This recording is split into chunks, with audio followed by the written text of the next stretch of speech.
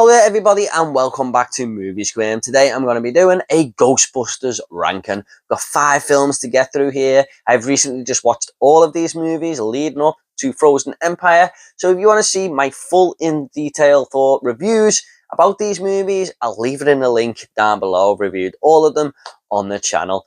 But I'm just going to go from worst to best here. And I don't think there's a bad movie in this franchise. So even the one that's last, I still did have fun with. Don't forget to leave your rankings down below in the comments, and let's just get into it. In 5th place,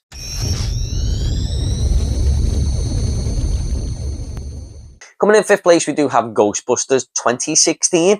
Now, no surprise here really, but a lot of negativity was aimed towards this film back in 2016 because a lot of Ghostbusters fans were just kind of pissed off that a fully female-led team were going to be in this remake, and it wasn't going to be going back to the old Ghostbusters days, and that wasn't really possible with Harold Ramis's death in 2014 anyway. But I do feel like Ghostbusters fans must have felt a bit of a kick in the teeth when they see Melissa McCarthy, Kirsten Wiig turn up here to their beloved franchise. And look, I can't tell anyone how to feel about that. If that is making you pissed off or whatever, that's your thoughts. You know, I'm not a massive Ghostbuster fan. I'm just a casual fan. So that is up to them, isn't it? And I know people who have boycotted this movie to this day who won't give it a chance. But I think this is quite a fun movie. You know, it definitely has a lot of problems. But first off, I think the comedy works for the most part. I mean, some of it doesn't really land and it is overdone with every other scene, but there was a lot of moments that did actually make me laugh in this film. Kirsten Wiig is an actress who really does work for me. I love her in Bridesmaids and stuff. And here she's the same. I mean, she always plays this like loser character who you really do get behind at the start of the film because you always kind of feel sorry for her.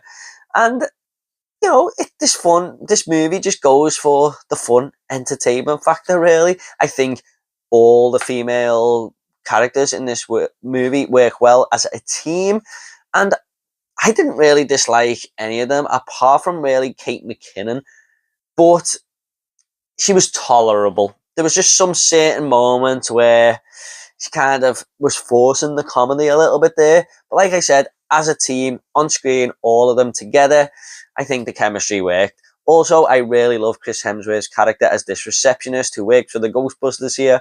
He really just is the worst receptionist ever. The phone's ringing and he doesn't pick it up. They have to tell him to pick the phone up. And when he answers it, he just goes, "Oh yeah, okay." And they're asking, "Who is that on the phone?" And he's like, "Oh yeah, there's an emergency ghost that you need to go and see down the road. I forgot to tell you." And it's just like, he really cracked me up. I know that character will not work for everyone, but for me, I thought it did.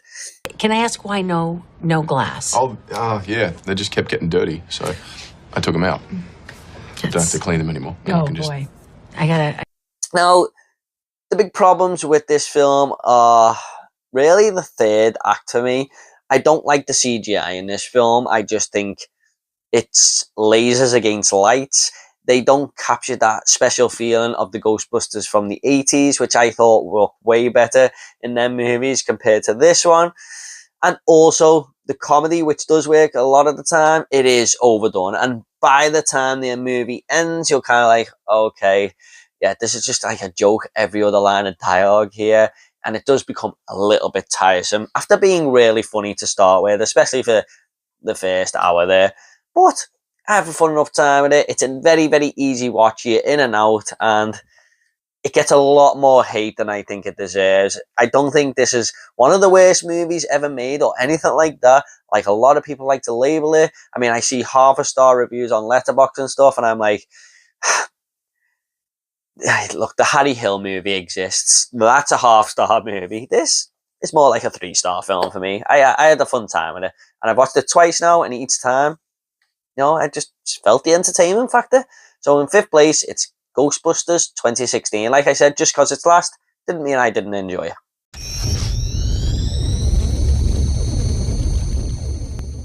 Coming in 4th place, we have the new kid on the block, Ghostbusters Frozen Empire. Now, I was really looking forward to this one after the whole setup in Afterlife, where these characters were going to go. and it does go back to New York City, which is a welcome addition after Afterlife moving to a more remote town, which did work for that movie, but I don't think you can spend too much time there. But Ghostbusters, we know and love them in New York City, don't we? And I think there was a really fun character added in here, the Fire Master. I mean, he just came from nowhere and he was an absolute scene stealer. He stole the show. So he is one of my favourite characters in this entire franchise now, and I make another Ghostbusters movie. I hope he returns. There was a lot of characters in this film, like probably too many, but I like the fact that Ray kind of played a very important role because, like Peter Venkman said, he is the heart of the Ghostbusters, and I feel like he done a lot to bring the Ray character back here. There was a lot of good comedy in here that worked for me. There was a great creative ghost called Possessor, which just jumps from object to object and kind of just possesses everything it contacts with. Like 1 minute it'll be possessing a human, and it'll be jumping to a phone and dialing itself and stuff. So that was all fun. You know, I think they utilized New York City well. There was a few good cameos here from small characters, like the guy who works in the library in the first film. He makes an appearance and stuff. So it was nice to see for Ghostbusters fans to give that fan service.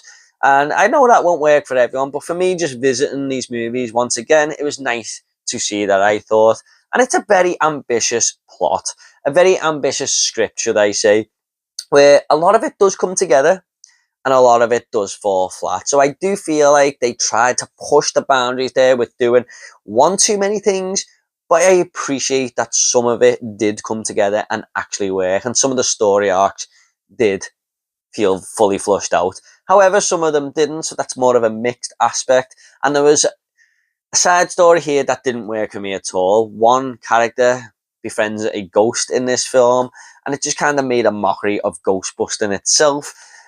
It just didn't work for me. These ghosts are meant to be creepy and spooky, and there's a lot of build up in these films, but this one, and there's ghosts just flying everywhere in New York from the off, but this one kind of just took all that away, especially with this side character befriending this ghost.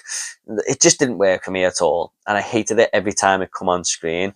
There was a lot of characters whose stories just kind of went nowhere as well, like Trevor, the main character in this film, who I thought was going to be like one of the main characters in this film after Afterlife. I thought he was going to be kind of the lead Ghostbuster here. I mean, he's just given nothing in this movie to do, really, and he's kind of just there. And it happens with another bunch of characters as well. I don't think the villain is all that memorable, to be honest, either. But it was a fun enough time. You know, I had a good bunch of entertainment with this. You know, I laughed a lot. And the second hour of the film is definitely stronger than the first. There's quite a little bit of head scratching as to what is actually going on in that first hour, because there's so many stories that you have to deal with. But the second half definitely picked it up, and it felt more of a Ghostbusters movie by then. So in fourth place is Ghostbusters Frozen Empire.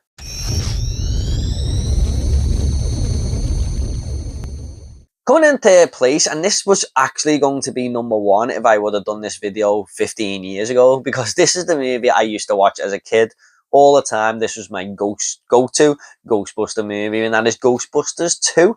Now, upon this rewatch, I still enjoyed it. I just seen a lot of more problems with it, but some of the things I like about this film is the whole River of Slime story and the Vigo the Carpathian storyline. I think that is really done well, where he's got this kind of river of slime leading up to this art gallery, and you know, he's gonna sort of use this little baby as a vessel to take over the world with the help of Janosch, who's this creepy guy who works at the art gallery, and he kind of possesses him to do his dirty work. The sorrow of Moldavia command you. Oh, command me, Lord. I think that is, you know, a fun storyline to go with, and every time the slime touches something, kind of like that possessor ghost in Frozen Empire, kind of takes over. Like, there's one moment where Sigourney Weaver's character Dana Barrett is pushing a pram, and the slime sort of goes on the tires, and the pram gets a mind of its own and takes the baby into oncoming traffic and stuff like that. Also, I think this is the creepiest of all of the Ghostbusters movies. There was a certain scene that used to scare the life out of me as a kid, where Janosch becomes that baby napper and takes Oscar off the the balcony. And as a father rewatching that, it was a lot more creepier because I was like, holy shit, imagine my kid was on a balcony there. And also Vigo is a really good villain, I think, and that painting where he spends most of the time in the movie is just creepy as hell. I like the way it always like moves its eyes and it's kind of watching Dana Barrett there. I think the Ghostbusters are back on form here. You know, I think the chemistry works with them really well. There's another great another great scene in here with the Scolari brothers in the courtroom. Probably one of my favorite scenes in the entire Ghostbusters franchise. There is a lot to like here. It's a real fun movie. I love the way Winston gets a bit more of a bigger role here too. But also, it's the story, not the slime stuff, but the character arcs that we have here. It just revisits old ground. It does exactly the same what the original did. The Ghostbusters are nothing at the start of this film, even though they saved the city 5 years earlier.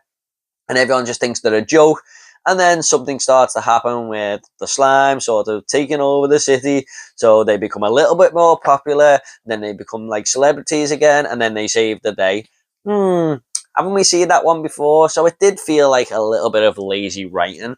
Also, they do it with Dana Barrett and Peter Venkman's romance. I mean, I'm just like, we've seen this all before. Would there have been that much of a difference if this was Peter Venkman's baby in this movie? But no, it's just Dana's new boyfriend that she met, who's then gone off and moved somewhere else because of a great career choice that he's got. I mean, we just didn't need that. And the exposition that she gives of what's happened in the last 5 years with their relationships was really, really cringy at the start of this film. But overall, it's still a pretty solid sequel. I just seen all these problems within the story the second time around. But it's still a very fun Ghostbusters film for sure. So that is Ghostbusters 2.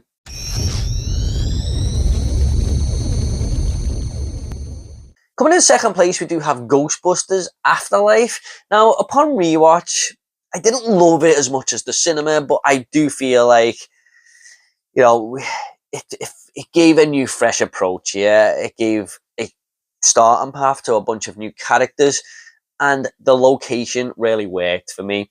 Yes, I know we only could do it for one film, and that is okay, but it's a nice change of scenery for a Ghostbusters film. Going from New York to this small town countryside location, I thought was really well done. And Jason Reitman really filmed the location well. You know, where Ecto-1 is just running across all these cornfields and stuff, and he's doing it in big wide shots. You know, it really makes you feel like you're on the outskirts of a big city there. So I think he utilized it really well. The new characters were welcome characters. I really loved Podcast and Phoebe Spengler in this movie. McKenna Grace just puts an absolute stone wall performance in there.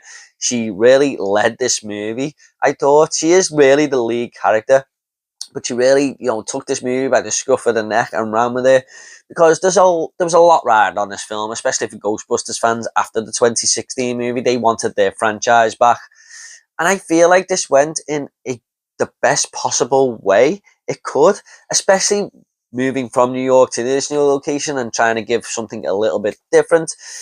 And she really led the film well. She's one of my favourite Ghostbusters in this franchise. But here in Podcast worked really well on screen. Great new characters like Paul Rudd and Finn Wolfhard. I thought he was pretty good in this movie as well. Coming off the back of Stranger Things fame here, he was always going to be a welcome addition for new Ghostbusters fans to this franchise. And there was some real fun scenes in this, especially where they're chasing the ghost around the town. I forgot the ghost name. Muncher. He's just biting through all this metal and stuff. And that is a creative design, because they take inspiration from Slimer, but he munches metal and starts spitting it out, and that's kind of his little weapon there. I thought that was creative. And the scene where they're chasing him around the town is the best part of the movie for me. But I love all these little Stay Puft Marshmallow men who come to life in the supermarket and stuff. My biggest problem with the film is, again, it tries to retread old ground with the villain side of things. Not the story arcs like Ghostbusters 2, but the villain side of things, where bringing Gozer back and the Keymaster and the Gatekeeper. I was like, really, could we not have brought a new villain here? And Gozer is not even as good in this movie as she was in the first, because she's got a worse voice and stuff. She doesn't look as good. So yeah, and then they kind of just throw a very lazy storyline in there, because they discover a bunch of numbers and it says Gozer's going to come back on this date, and it's kind of like they just threw that in there, that, you know, so they could make this film. Basically, they didn't really think outside the box when it came to the villain side of things. But also, I appreciate that they wanted to simplify it to get this new bunch of Ghostbusters just out there, basically. But it's still a lot of fun. I loved Ghostbusters Afterlife, and I really appreciated Jason Reitman taking that mantle and giving something to Ghostbusters fans, something they've been waiting for such a long time. So that is Ghostbusters Afterlife in second place.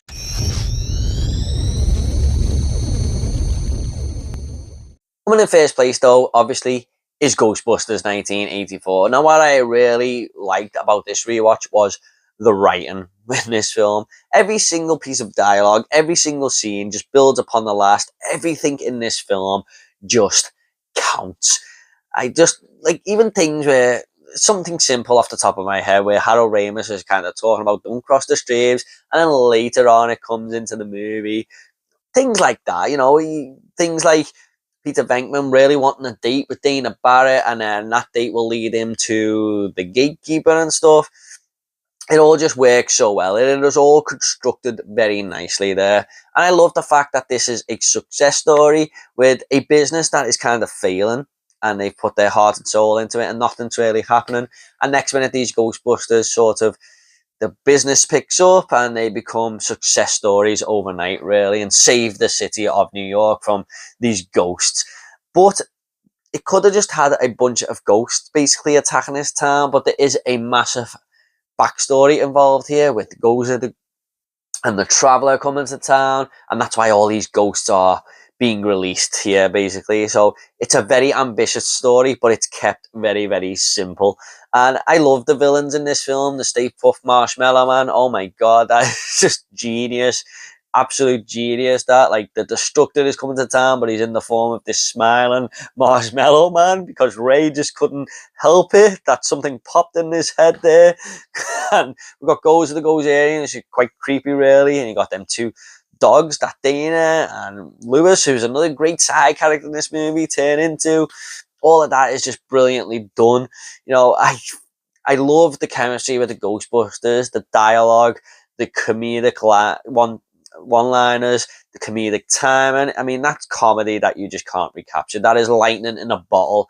And these 3 or 4 characters later on, with Winston, of course, make all that work so well. It's something that you just was in the 80s there. We came, we saw, we kicked its ass. They've tried to do a lot of the comedy with the later films, and it does succeed, but it doesn't feel like the same comedy that we have here and in Ghostbusters 2, really.